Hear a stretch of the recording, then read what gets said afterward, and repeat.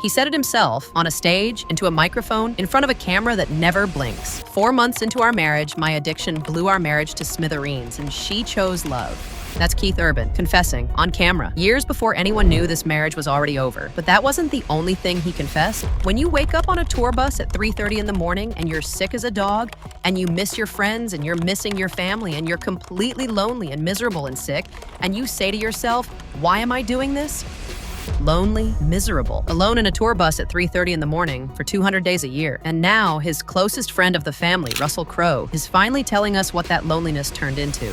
I think the day that I really realized that something was massively different. Massively different. Not sad, not distant, massively different. But here's what nobody is connecting. For almost 20 years, Nicole Kidman and Keith Urban were the couple Hollywood pointed to when it needed proof that love could survive fame. 2 Australians, 2 wounded souls, one glittering red carpet after another. And now, in the space of a few weeks, that entire mythology has collapsed. A quiet divorce filing, a missing wedding ring, and a country star screaming rewritten lyrics into a stadium microphone. But the real story isn't the divorce. The real story is what Nicole Kidman is now, quietly, carefully, through the people closest to her, finally exposing about why. Let's go back to the beginning, because the ending only makes sense once you understand what these two were trying to fix in each other. Nicole didn't come to this marriage whole. Her first marriage to Tom Cruise had cost her more than headlines. Insiders have long said it cost her something close to motherhood itself. When custody of her 2 adopted children slipped away after their divorce, she rebuilt herself, won an Oscar, became untouchable. But by the time she met Keith Urban in January 2005, she was a woman who had learned the hard way what it felt like to lose control of her own family. Keith arrived carrying his own wreckage, a childhood shaped by a father obsessed with country music and a household strained by tension, a guitar in his hand since he was 6 years old, and a drinking problem that had already sent him to rehab before he'd even met her. That bit's the fun, when you started looking at something and you think it's... Describing the moment he first saw her, 2 broken people, both convinced the other one was the fix. They didn't hesitate. Married by June 2006, barely 18 months after that first meeting at the Day USA Gala. And then, 4 months later, the fairy tale nearly died in its crib. October 2006, Keith relapses, checks himself into rehab 4 months into the marriage. He would later call it, in his own words, the moment he caused the implosion of a marriage that had barely started. And Nicole didn't leave. She canceled her own career commitments. She stood outside that rehab facility and waited. And I'm lucky to have a rock of a husband and a strong faith. I have both those. That's Nicole, publicly, graciously, giving him the benefit of every doubt. She wasn't naive about it, though. She reportedly came to understand something crucial. She could not save him. He had to save himself. She could only hold space. And for a while, they survived what should have ended most marriages before they started. They had daughters. They built an image so convincing that even the people closest to them believed it. But surviving one crisis doesn't mean you've solved the thing underneath it. It just means you've bought time. Keith's career ran on distance, roughly 200 days a year on the road. That's not a marriage with occasional gaps. That's more than half a year spent apart, connected by nothing but phone calls. That quote isn't just sad. According to Russell Crowe's account, it's the exact climate where secrets grow. Keith allegedly started guarding his phone, face down, taken into every room, sharp and defensive if Nicole so much as asked who he was texting. His answers about his day on tour turned vague. Clipped, he was there, but he wasn't there. And then strangely, his public declarations of love got louder, bigger, more theatrical. At the time, the world called this romantic. Russell Crowe reportedly called it something else, overcompensation. The louder the public worship, the more it can be covering something happening in private, a performance of devotion, dressed up as a tribute. According to Crowe, Nicole wasn't fooled for long. She started monitoring social media tied to Keith's tour.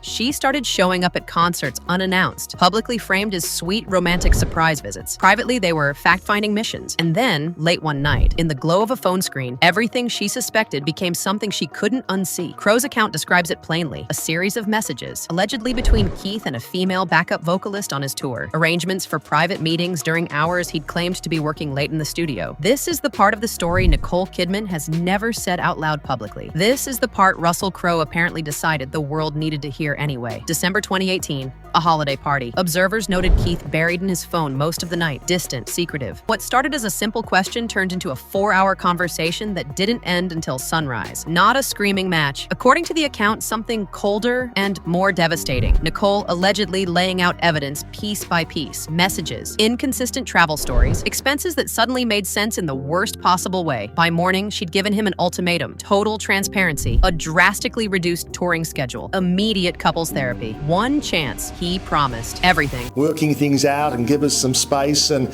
no, we have jumped to the last chapter of the story. For a few months, the promise held. They even reportedly renewed their vows. The world thought the crisis had passed. It hadn't. By the summer, according to Crowe's account, Keith slipped back into the same patterns. And this, not the original betrayal, is reportedly what actually ended the marriage, not the first mistake. The second one, made after he'd been given a final chance and promised in his own words that he wouldn't. That single broken promise explains a timeline that baffled the public for months. A loving anniversary post in June 2025, and then, weeks later, on August 29th, Keith quietly signing divorce paperwork. No drawn-out separation, no public fight, just silence and speed. Well, it's official. These court documents show that after almost 20 years of marriage, Nicole Kidman and Keith Urban are getting divorced. Filed in Davidson County, Tennessee, September 30th. Irreconcilable differences. The standard sterile phrase every celebrity divorce hides behind. But the terms underneath tell a very different story. Keith agreed to custody of his daughters for just 59 days a year, 17%. A man who had spent nearly 2 decades building a public image as a devoted father accepted that arrangement without a fight. Insiders point out the obvious question: why wouldn't a father contest that unless contesting risked exposing exactly what happened behind closed doors? And then there's the money. Neither side needed alimony, but Keith reportedly prepaid his child support in one lump sum. Not monthly, not ongoing. One payment, severing the financial tie completely. It's not generosity. It's an exit engineered by someone who knows he has no leverage left to negotiate. This is many of the 37 pages that make up their divorce filing. 37 pages, and according to those reading between the lines, every one of them points the same direction. Nicole dictated the terms. Keith accepted them quietly. This is where the two halves of this story finally meet, because while Russell Crowe was reportedly correcting the record behind the scenes, Keith Urban was doing something far less controlled in front of thousands of fans. His first performance since the divorce announcement, Pennsylvania, the High and Alive World Tour, no wedding ring, and within the first songs, it became clear this wasn't going to be a normal set. During his 2004 breakup anthem, You'll Think of Me, he changed the original lyric, "Take your space and take your reasons," into something venomous, "Take your unreasonable reasons." A lyric change fans immediately read as a direct shot at Nicole. He dropped The Fighter from the set list entirely, a song widely believed to have been written about their relationship, one he used to perform with her, gone, erased from the show, like he was trying to erase it from the marriage's public record too. And in the middle of all of it, a slideshow of him and their 2 daughters during Heart Like a Hometown. Fury and tenderness back to back in the same set. Meanwhile online,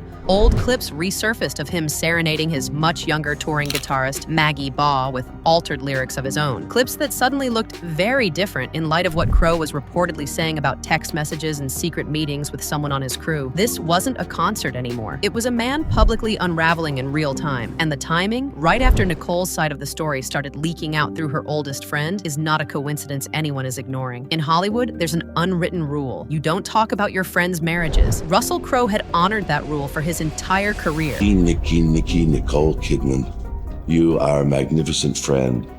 You've got a huge heart, and your loyalty is without question. That's a man who doesn't talk about her lightly, breaking the rule anyway, because as the divorce narrative started forming in the press, Keith was quietly being cast as the heartbroken husband, and Nicole as the cold, distant wife who walked away. Crowe reportedly couldn't watch that happen, not to a woman he'd known since the late 1980s, who introduced him to grief, who trusted him enough to cry backstage after Keith's shows, unguarded, in tears nobody was supposed to see. He wasn't spreading gossip. According to those close to the situation, he was correcting a narrative before it hardened into fact, saying out loud what Nicole legally couldn't say herself while the ink on those papers was still fresh. Since the split, Keith has reportedly canceled appearances, avoided press, and been described by people close to him as embarrassed, tired of being cast as the villain. His concerts have turned into something closer to public therapy. Lyric changes, dropped songs, visible tears on stage. Raw and very, very emotional. The award for me, and she did, but now I'm on stage. Nicole, meanwhile, has done almost the opposite. No cryptic posts, no mudslinging. She's been photographed walking hand in hand with her daughters in Nashville, composed, protective, quietly rebuilding. She kept working, kept showing up, continued being, publicly, exactly the same woman she's always been. Even while privately, according to everyone now speaking on her behalf, she was the one who was betrayed twice, once by the affair and once by the broken promise that followed it. For almost 20 years, Nicole Kidman gave this marriage marriage every version of loyalty a person can give. She stood by him through rehab, through distance, through a discovery that would have ended most relationships instantly, and she still offered one final chance before she walked away. When that chance was broken, she didn't scream, she didn't leak. She let a 37-page legal filing and a lifelong friend do the talking, while she raised her daughters and kept her dignity intact. Keith Urban is the one breaking down on stage night after night in front of strangers. Nicole Kidman didn't need a stage at all.